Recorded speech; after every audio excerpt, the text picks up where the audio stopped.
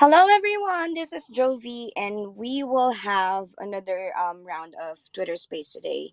So we have MJ, and Moon Girl from Met, and can you please guys introduce yourselves? Yes. Hello, good morning Hi. or afternoon, wherever you're from. Thanks for having us today. It's a pleasure. Yeah, so uh, today we've got myself, MJ, and my colleague Moon Girl. We are from the Monster Finance team behind Eth Monster. Um, I've been with the Monster family for the past couple of years now, running our main project over on Binance Smart Chain.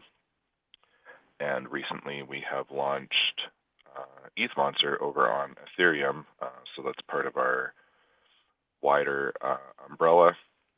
So I look after some of the operational stuff there as well. And Moon Girl, who's joining me, looks after some of the community aspects, um, administration, marketing, and then we've got a bunch of other great people who aren't with us on the call today. Whale and Spike that also help out with Eth Monster, and then we've got a few other people who are part of our bigger Monster team. Bit, Badog, Matthew. Give a quick shout out to them, and and that's us from Monster Finance. Okay, what about you, Moon Girl? I don't know if you guys can hear me because my internet is typically playing up. But yeah, we can hear you. So I missed the question. Oh yeah, can you just introduce yourself? Oh yes, I am Moon Girl. I am the community manager and work with the team on marketing and just generally helping around with all the office stuff. Yeah, that's pretty much me. Okay. So, the first question that I have is, can you provide an overview of the ETH Monsta project and its primary objective? Yes. Absolutely. You want to do it, Moon Girl? You want me to? You go ahead, MJ. My internet's sketchy. Is it? Yeah. Okay. No worries. No worries. Yeah. So, ETH Monster, we like to call it a meme token in disguise. At first glance, when you look at it, we've got this lovable orange mascot here that we call Hands. But when you start to dive a bit deeper under the surface and look at the mechanics and the tokenomics, that's what we mean by it being a meme coin in disguise. There's a lot more underneath the hood there. So we've got a dual vault system with some unique reward mechanics that'll be involved, including with some NFTs. So we kind of took some of our fan favorite aspects from our core protocol Monster over on BSC, which would be deflation and vault accrual, and we kind of took those over to ETH Monster on Ethereum, and so those are kind of our focus there as well. With we're going to have the secondary vault assets, and we're also going to have a focus on burn and deflation to get that supply down as fast as we can. Okay. Now, how do you differentiate it from the other meme tokens in the market?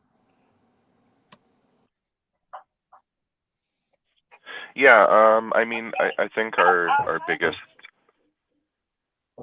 Oh, sorry if my there was some echo there. I thought I was having a deja vu. Um, I totally lost my train of thought here, but I think how do we differentiate from other meme tokens in the market? Yeah, so really it's our additional mechanics on the secondary vault accrual and kind of the community aspects that we're going to involve.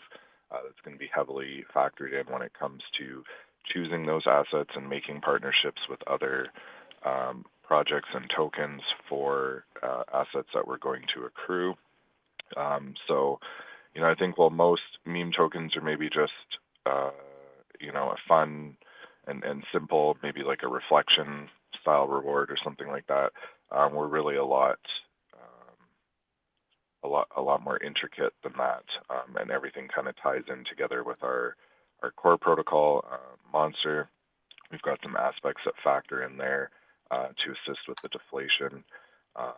But then really, like I said, it's about creating a unique experience for our users and giving them something with a bit more depth than just a simple meme reflection. So that's why we've kind of built in these kind of more maybe seemingly complex on the surface, but more in-depth mechanics that kind of keep everything sustainable and running along. Okay. Now, what actually inspires the team to create ETH Monsta, and how do you envision its future in the crypto landscape?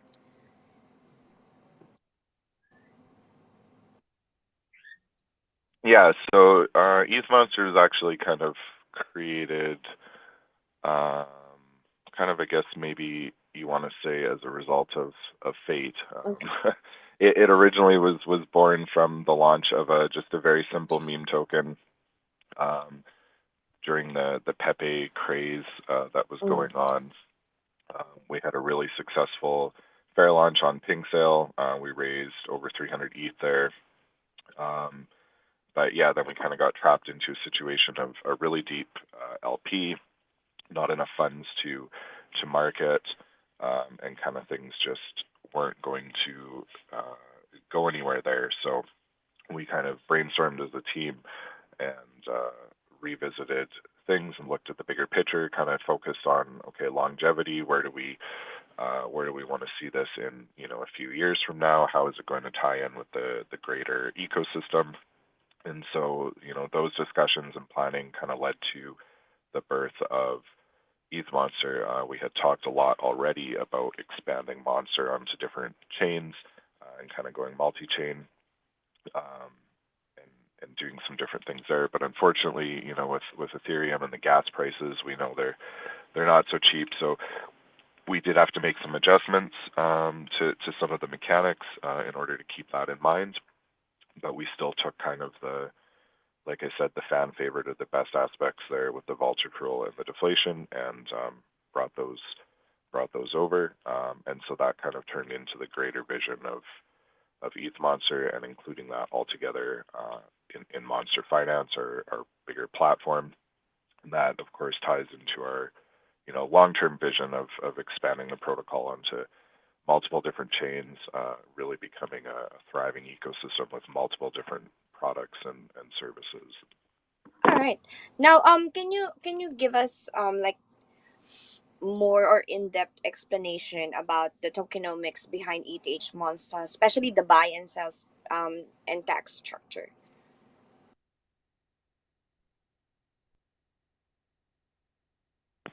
Yeah, for sure. It's pretty. We tried to keep it fairly simple. So there's no buy tax. There's only a 9% sell tax, and that sell tax is used to fuel the various aspects of the protocol. So there's no defined split, like I was saying, with gas prices and things like that. We tried to remain flexible there, so we could adjust as needed, but it's going to be used for a few main things, mainly to buy meth, um, and we reutilize or repurpose those tokens in a few ways. So we either burn them, or we utilize them for community rewards, or community engagement, prizes, contests, things like that. It's also going to be used for buying and burning of Monster over on BNB chain, our core protocol, as well as accruing those secondary assets for our vaults. Cool. Now, you mentioned about the buyback. Now, how does the buyback mechanism work, and what is the significance in the ETH Monster ecosystem? Yeah, good question. So buybacks are the funds for those are automatically accumulated in the contract, um, whenever there is a sell. So that is to keep gas prices as reasonable as possible. And then the burning itself is a manual process. So we have some internal kind of framework or guidelines that we've set up as far as the frequency of them and how much will be done. But that's mainly based off of, I should note that that's based off of funds that were set aside from the migration. So the actual funds that are collected from the tax that are split between those various different things. Like I said, that's a manual process. So depending on the focus at any given time and how much is accumulated, we could do an extra large burn or buyback and a burn, or we could, use those maybe for development if there's a new feature that's coming up. So we really left it flexible there so we can engage with the community and kind of settle on the direction based on our objectives at the time. Okay, got it. Now, what is the total supply of MET and how much of it is subject to?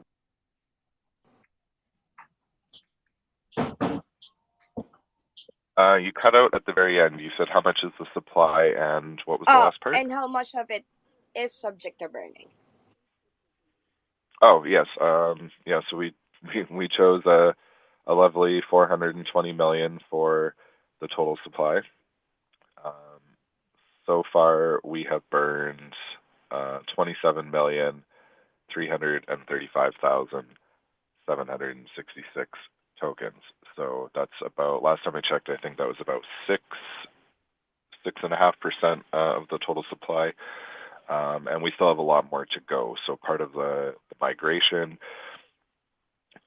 left a large chunk of tokens that weren't going to be used, that were part of the former LP, about 35%. So those have been vested over 12 weeks, and those are all scheduled to be burned once a week. Every Monday, we're going to have what we like to call a Monday Burns Day. So it'll just be like a community event where we're going to burn some tokens, maybe do some prizes or a contest, just kind of hang out in a voice chat. So we still have a lot more coming up to burn, and that's not even including the additional burn that will come from transaction taxes. Okay. Now, how do utility NFTs integrate into the ETH Monsta ecosystem, and what benefits do they bring to token holders?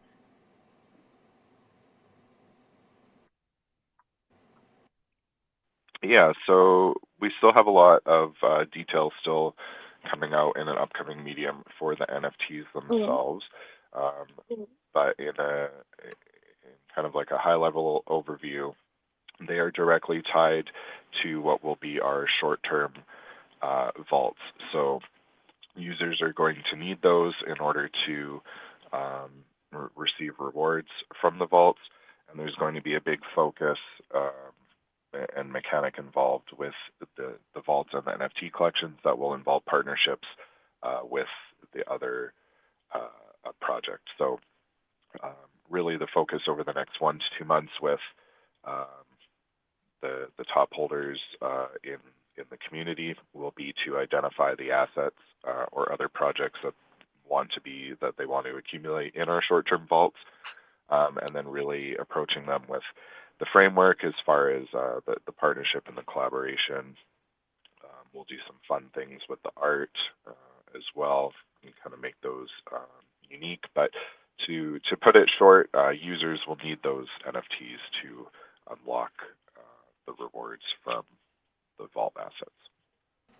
Okay. Since you have mentioned about the vault asset, can you provide more details about it and their role in the project? Yeah, absolutely. So we've split it into two components. We've got the short-term vaults and the long-term vaults. So short-term vaults are going to run in 90-day kind of cycles, if you will, and those are going to be focused on maybe what some people might refer to as a degen asset, or more of your high-risk, up-and-coming, brand-new projects, coming out, those types of things. And those are going to be directly chosen and selected by the community. So there's some voting mechanisms involved there that will happen with the proposals. The holders will vote, and then those will be the assets that are accumulated in the short-term vaults. Then we've also got the long-term vaults. Those are going to run over a 1-year period, and that's kind of to hedge your risks. So those are going to be the more stable assets. These might include things like Ethereum itself. And so these are going to run over a period of a year, and we'll take advantage of different available services, such as maybe additional staking yield to increase the rewards into those pools. So short-term vaults work together with the long-term vaults, and kind of all feed together. Okay. Now, when can a user expect? When can the user expect the NFT collections and maps to be available? Yes, infamous when question. So we're in the process of building those right now. So we've got an ambitious goal of getting the first short-term vault kind of up and established within the next 1 to 2 months. And as far as the NFTs, we're already scouting and looking at potential collaboration artists that we'll work with for those. And then the actual NFT or assets that get chosen there are really going to be decided by the community. They have the final say when it comes to voting and choosing there. So that needs to kind of get lined up first, and some decisions made there before we know exactly the asset that will be accumulated. But we'll get the framework, the development side of things, the UI, we'll get that all prepared and done over the next 1 to 2 months here. And we'll work with the community as well as far as getting those proposals done and settled. Got it. Now, ETH Monsta serves as an experimental exploration of deflation and secondary asset accrual. Can you elaborate on this? Yeah, by that we just mean, we're overall, the protocol and kind of the mechanics we're doing. Some of them haven't been done before. Some of them have, but maybe weren't successful due to various factors.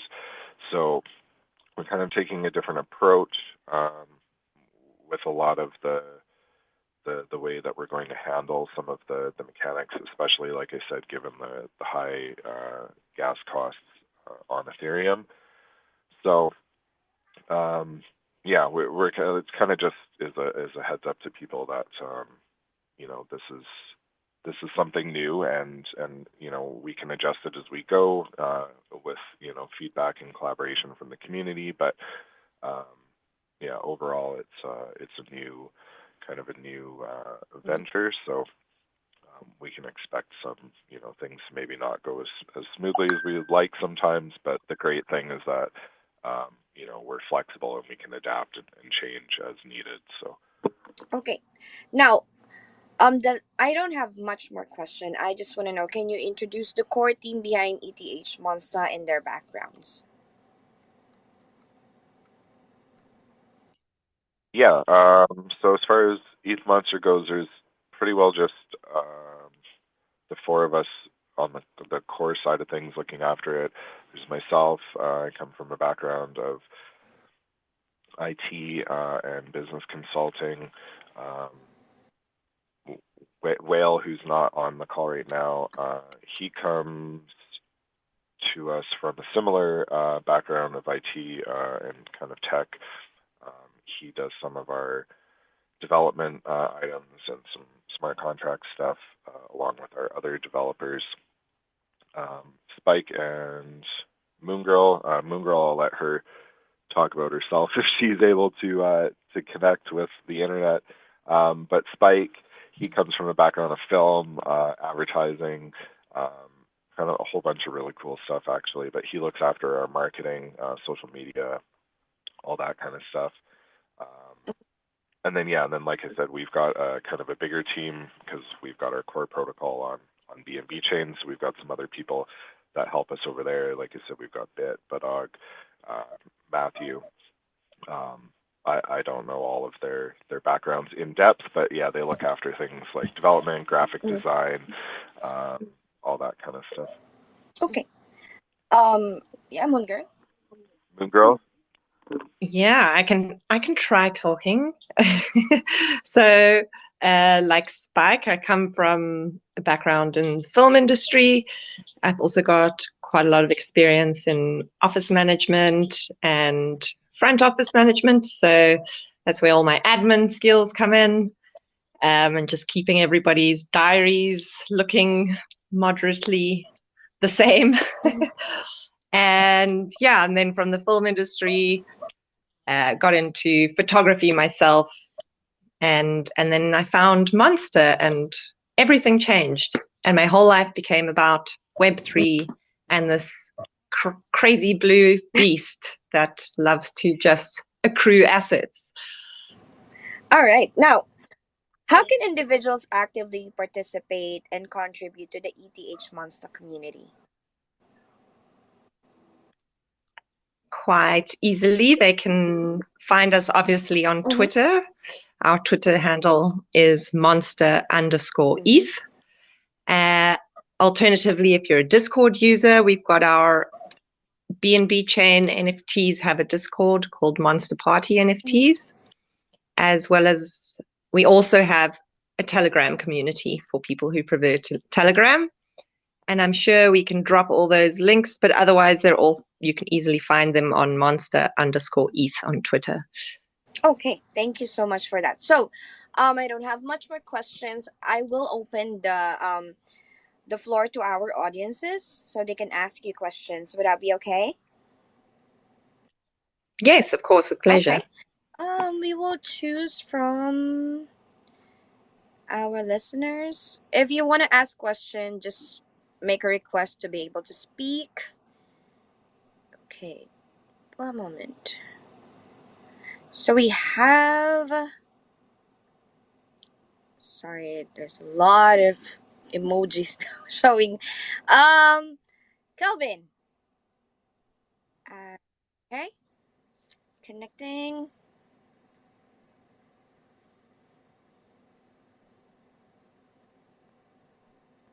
Okay, Kelvin, can you hear us?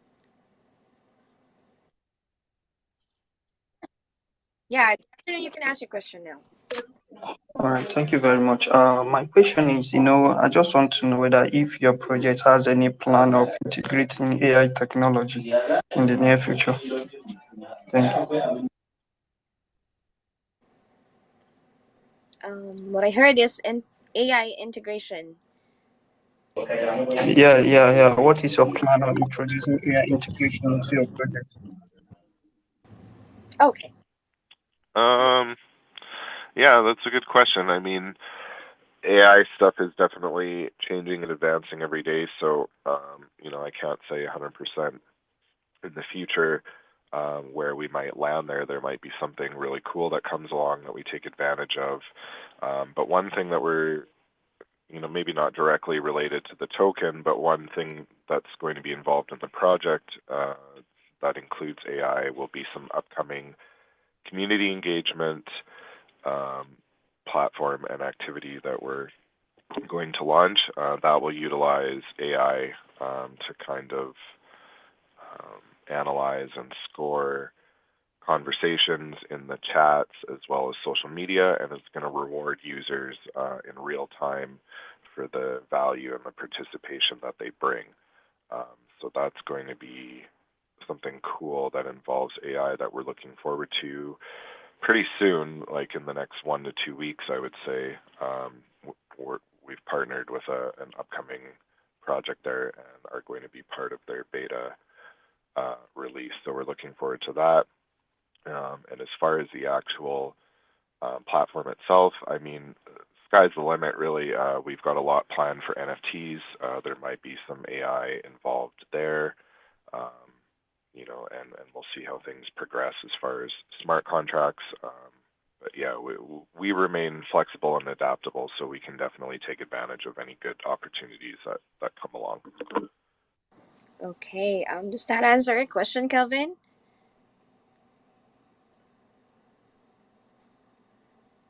Okay.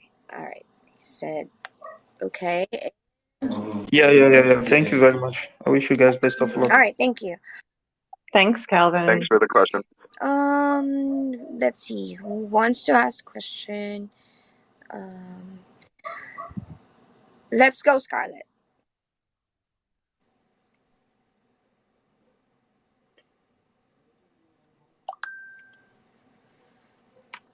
Can you hear us, Scarlett? Hi. Hi, Scarlett. What's your question, Scarlett? Hello? Hello. Hello, Scarlett. Can you hear us?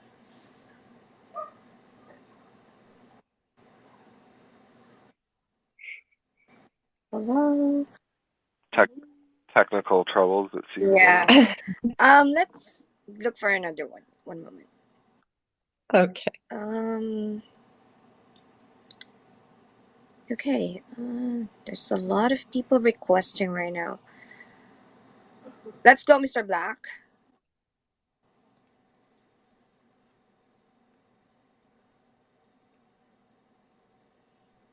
Okay.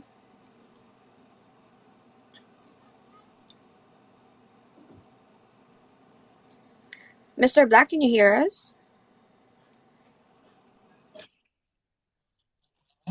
Yes, we can hear. All right. So my question, I just want to know for the MEX token, what are some of your deflammatory mechanism do you intend to use to control the price inflation rate in the long term?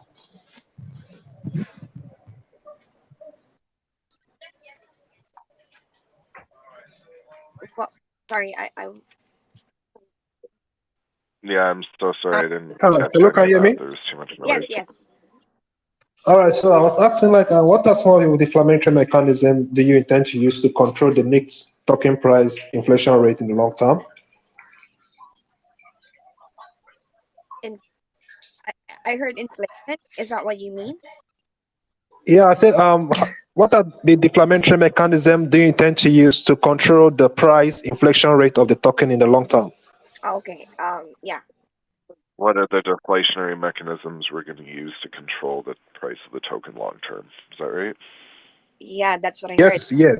That's what I heard. Okay. Yeah. Yeah. So, like I said, we've got a big focus on burning and deflation. So, we're going to over the course of 12 weeks here coming up, we're going to burn 35% of the total supply alone, just as part of the migration and the launch, and then we're going to continue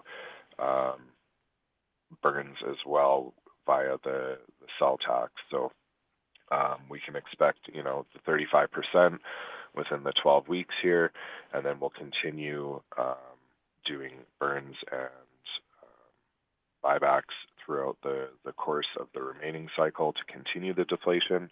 And then any new features that we introduce, like the NFTs, any kind of fees or revenue generated from those will also factor in and include buyback and deflation mechanisms. So kind of every feature that gets released moving forward as well will have those additional aspects factored in to take advantage and accelerate the deflation. All right. Thank you.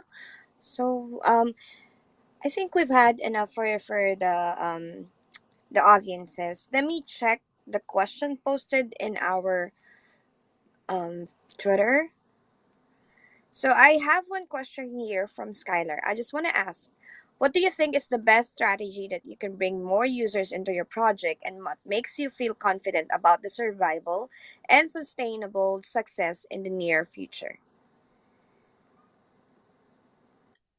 Yeah, that's a good question. I think for starters, we got a lot of great experience over the bear market here with our core protocol. BNB chain.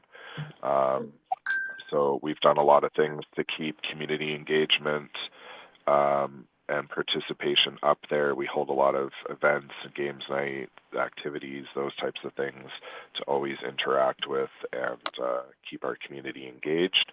And as far as expanding on that, I mean, that's the number one question, and that's the nut everybody wants to crack, right?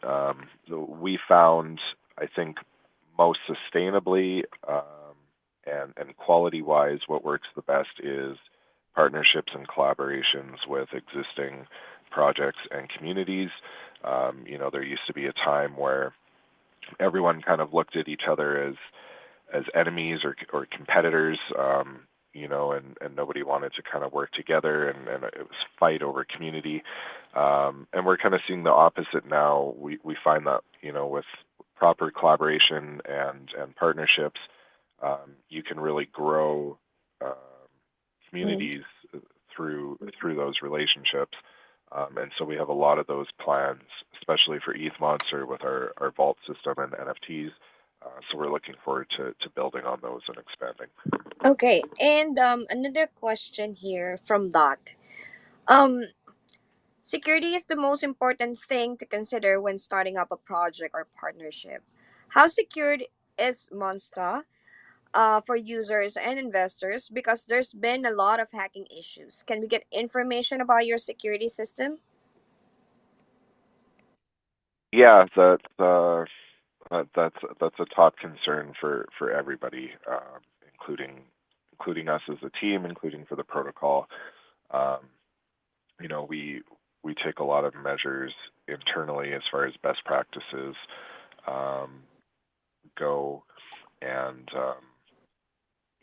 we do our best to educate our community as well.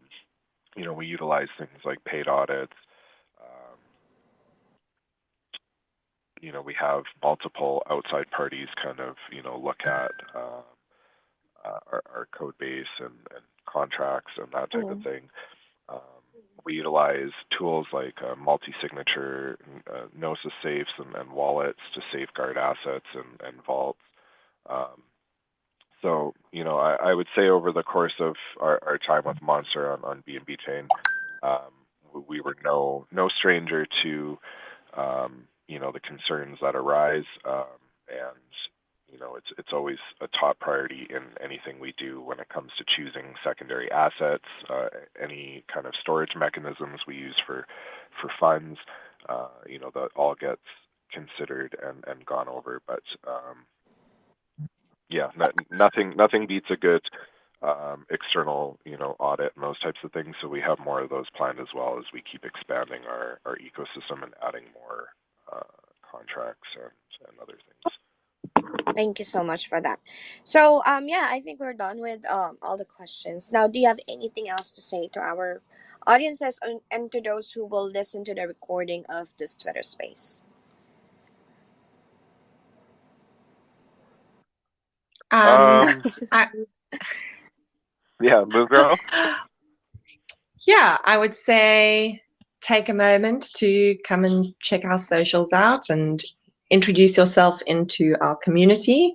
We've got a lot of really incredible people there, and a lot of what I've learned in this space, I've learned through this community. So I really recommend coming, seeing us, getting to know us, and soon enough, everyone will be a monster. So we look forward to really getting to know some of your listeners today. Yeah, and definitely go take a look at our website and our socials, like Moon Girl said.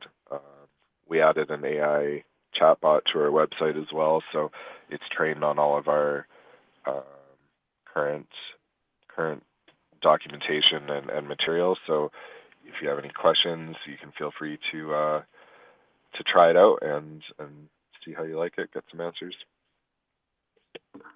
Okay, thank you so much. And everyone who has joined us today and send in their questions, you can ask more questions through Monsta's Twitter account. Just follow them and then join their Telegram group and Discord as well. You can also join our Telegram group. So yeah, thank you so much everyone. Have a great weekend and see you next week. Thank you. Thank you. Thanks for having Thank you. us. Bye bye. Thanks for having us. Bye. Bye bye.